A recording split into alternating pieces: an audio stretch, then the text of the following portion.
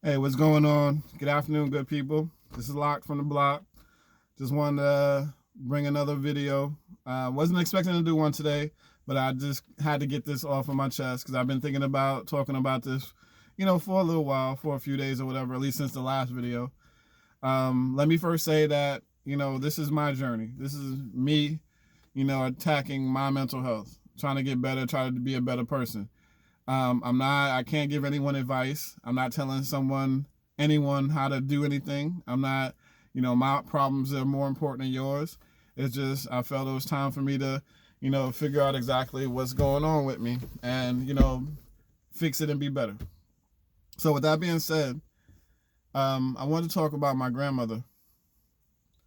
She's the one who raised me from 6 months old to 16 years old before she died. Um, I want to kind of go a little bit of a different direction here. She did something that made me realize, who I am and what I am.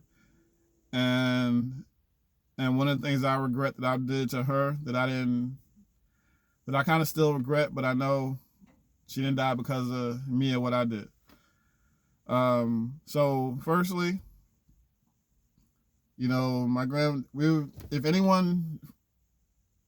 anyone that's from the Bronx, there's a couple of things that's common knowledge. If you lived in any of the projects, your walls are white. All your walls are white. You can put pictures up and everything like that, but as long as your walls stay white, you're good to go. And anyone that went to elementary school when I did, that we had assembly. I think either once a week or once a month or something like that. Not really sure. Don't remember. But this story is based on, me having to go in assembly, with one of my friends I grew up with. His name is John. He's a white dude, and, of course I was getting dressed. You have to wear like dark color pants, white shirt, and a tie. Anytime you had to go to assembly. So I was getting ready. I got dressed and everything like that. But of course, I'm an 8, 9-year-old. I'm not going to dress correctly. My grandmother was fixing my clothes up. My tie was all messed up. I think I buttoned the wrong buttons or something like that. And so she was fixing me up. So, he was over waiting until we got ready. And he said something to my grandmother that I had no understanding as to why he said it. So he said, "Is Locked that black?" And like as quick as he said it, my grandmother said, "John, are you that white?" She pointed to the wall. And I think I was so stunned. I was stuck because I didn't understand what was going on at that point. I didn't know why he said it. I don't know why my grandmother said what she said. So like I said, it stuck with me all day because I understand, is he that black? So I'm like, what does a color have to do anything? What does a color have to do with anything? So like I said, it was bugging me all day. So I went, after school, and got home. I asked my grandmother, I was like, Grandma, can you explain what happened this morning to me, please? Because I do not understand, what was said. Like, I don't understand the whole point. Because if you're from where I'm from, there's people of all colors, shapes, and sizes that, was in their projects in your area or whatever. I mean, there were certain, areas that was just set for just certain people. But, for the most part, the schools that I went to, the projects I lived in, it was a slew of different types of races.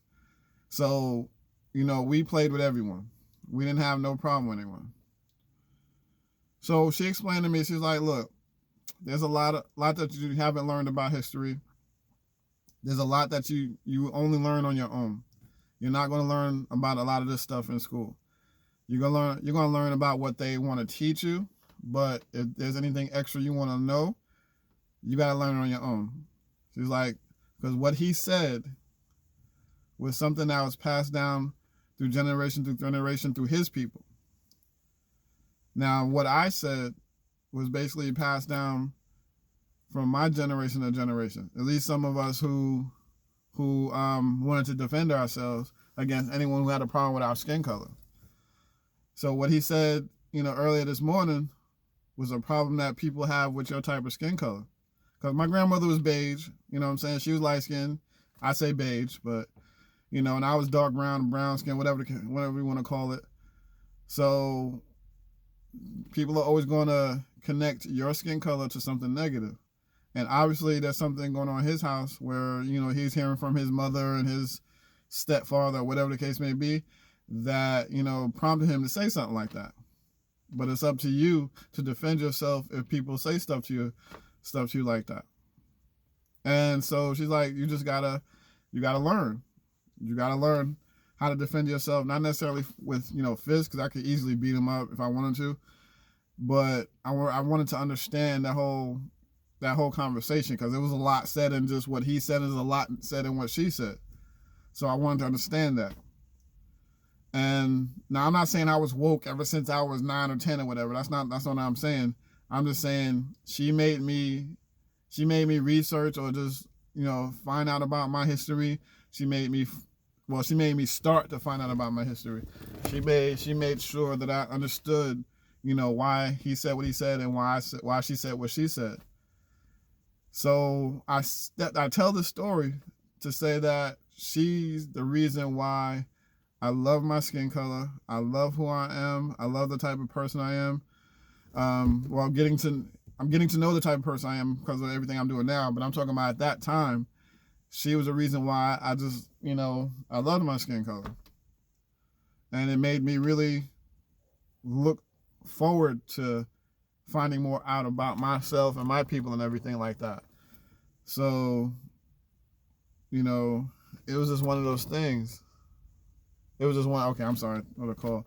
It was just one of those things, and I loved her so much for it. Like I said, she was one of the most important people in my life at that time, and she remained that way even to this day. She remained that way.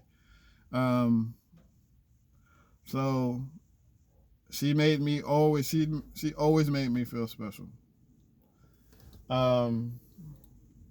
Now there's one thing that I did do that still irks me to this day.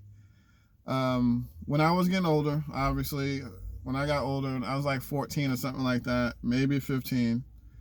Me and her wasn't getting along as well as we usually did.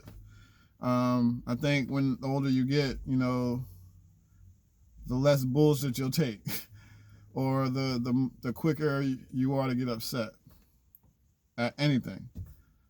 So me being like the idiot teenager, I would complain a little bit more about certain things, because I couldn't do what other kids did. I couldn't hang out all night or day or whatever. I couldn't, go different places or whatever, just a regular teenage stuff back then.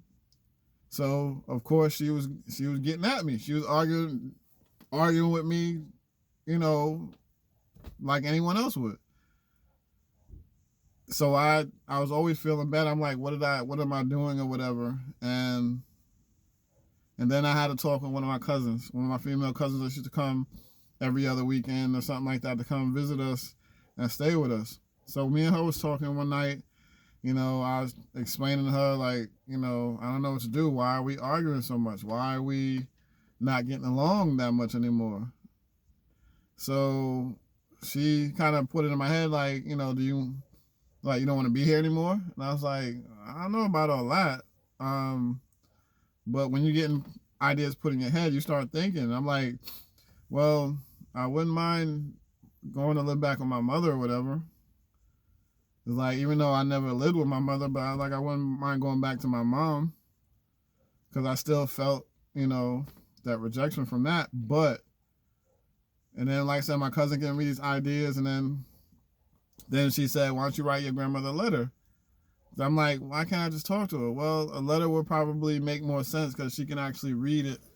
She'll read it, and, you can kind of express yourself more, because if y'all start arguing, then you're not really going to get everything up. You're not going to get everything out. So I was like, all right, I'll write a letter. And she kind of was telling me a lot of things to write in the letter. So it was like, it really wasn't coming from me. but a couple of things was coming from me, but a lot of the words were from her. I mean, I was telling her about the fact that we was arguing and everything like that. I didn't feel right about that. I'm trying not understanding why we're arguing all the time and everything. Then it came to part of the letter where I was like, I would like to go live with my mother. And she held a strong face once she read the letter, because she sat me down like after she read it, probably the next day or something like that. And she's like, if you want to go back to your mother, I mean, that's up to you. I can't stop you. You're old enough to make a decision on your own. And then I was thinking, I'm like, I love my grandmother. And it's like, I was like, it's not that I want to go live with her. It's just we're arguing a lot. And I thought that's something I'm doing. Is, I'm thinking you don't want me around or something like that. I let her know I didn't think you wanted me around anymore because I'm getting on your nerves more. And she explained to me, it's like, I love you. Why would I want you gone? So it's like we really had a heart to heart. And even after that, I think after that we wasn't arguing as much anymore. I think we was getting along like we used to. But there was still something always nagging me, the fact that I wrote that letter. And I felt bad about it because I never got a chance to, apologize to her. So it's like, after she passed, one of my uncles saw the letter, and obviously he read it, and he was like, you don't know how much that hurt her. And I was like, and I couldn't feel any more worse, especially after she died, and someone saw the letter and they talked to me about it. And I kept telling him really didn't mean to write that letter. I didn't want to write the letter. It's like, my cousin, prompted me to write a letter and say a bunch of stuff in it, whatever. I mean, all of those are not necessarily my words, but, she prompted me to write the letter, and I really didn't want it. And I explained to him, I was crying and letting him know, like, I didn't, I hope she didn't die because of this letter that I wrote, because it made her feel so bad. And now he didn't say that she died because of it, but he didn't say that she didn't die from it. So I lived with that regret for so long. It kind of still makes me feel bad that I wrote that letter. Like I said, it was a long, long, long time ago. But, that was my grandmother. And, I know it wasn't my fault that she passed, but I know that letter didn't make her feel good at all. Especially as much as she sacrificed for me, as much as she did for me, as close as we were and everything like that. Yeah, you may not hit my truck. Anyway, my bad. I know, like I said, I felt bad, and I mean, I eventually got over it, but there's still a little bit of regret, there because of that letter.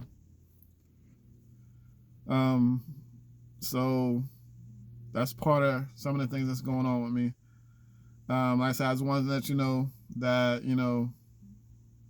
that's part of the journey that I'm going through, realizing certain things, coming to terms with certain things. So it's still a struggle. It's still something I gotta go through. And like I said, I'm learning each day and every day. My mental health is very important. It's going to help me be a better person, a better man, better father. Because I want to be that ear that he comes to as well if he needs it. And I don't want him stuck with my demons, what I'm saying, when I'm gone. So again, just wanted to, share that with anyone. I hope, we could, if you want to conversate with me about it, we can talk. If you went through the same thing, you're going through something similar, we can talk. You can let me know. And it is what it is. So, love yourself and love everyone that means something around you. I'm trying to do that. Thank you for listening. This is Locked. I'm out. 1.